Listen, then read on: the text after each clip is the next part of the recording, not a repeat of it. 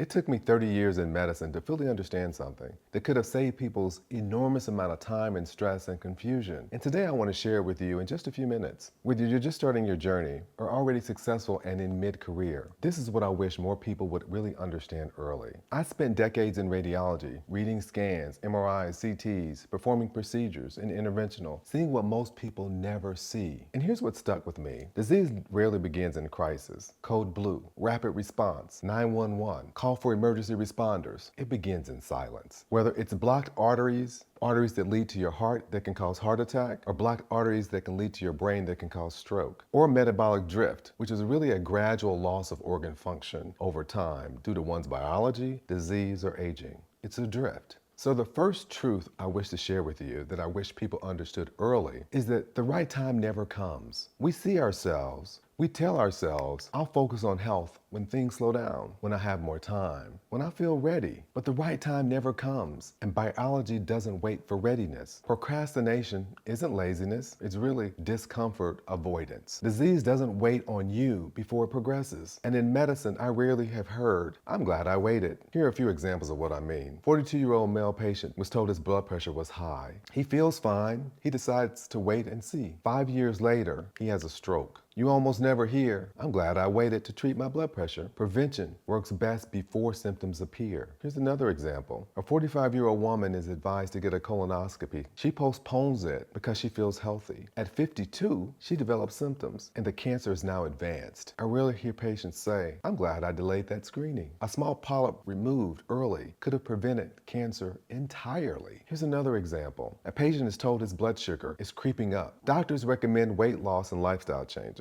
He puts it off. No urgency or pain. Years later, he has neuropathy, numbness and tingling in his feet, can't feel parts of his feet, and kidney damage, requiring dialysis. You don't hear, I'm glad I waited to address my diabetes. Prevention requires action before urgency. That's the key. If you really want to know how to up and die and how this really slowly erodes your prime years, here's how to do it. Normalize your stress. Sacrifice your sleep. Live on caffeine so that it continues to interrupt your sleep. Delay labs because nothing hurts. Assume feeling fine equals protection. Repeat that for 10 to 20 years. That's how up and die happens. Quietly, incrementally, and beneath the surface. The second truth I wish people understood early is that hard work is not protected performance. We're taught to hustle, push harder, grind longer. But this is what I've learned. Hard work in the wrong biological direction accelerates decline. I see executives with rising hemoglobin A1C, a blood marker for diabetes, or a founder who has silent plaque waiting to occlude blood vessels that can cause a stroke or heart attack. They weren't weak, but they were unprotected. Their energy fuels success. Their clarity builds confidence, but prevention protects earning power. So where do you start? You don't need to overhaul everything. You can start by stabilizing your stress. I've created a simple, structured place to begin. A free course, Breath, Release, Restore, 7-Day Reset. It focuses on nervous system regulation, breath work, reflection, small stabilizing shifts. Before you optimize performance, you stabilize the system. Click the link below to access the course. But even if you fix your timing, even if you work smarter, you can still drift because environment